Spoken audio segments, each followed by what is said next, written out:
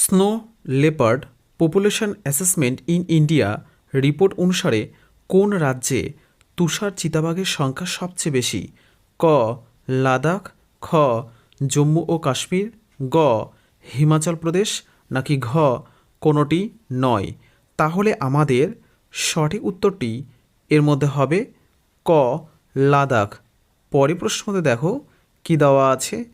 পরের প্রশ্ন মধ্যে দেওয়া আছে কি, সম্প্রতি কোন মন্ত্রক ভারতীয় অর্থনীতি একটি পর্যালোচনা শিরোনামে প্রতিবেদন প্রকাশ করেছে?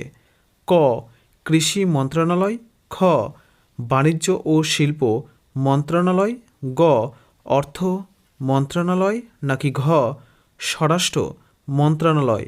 তাহলে আমাদের সঠিক উত্তরটি এর মধ্যে হবে গ অর্থ মন্ত্রণালয়।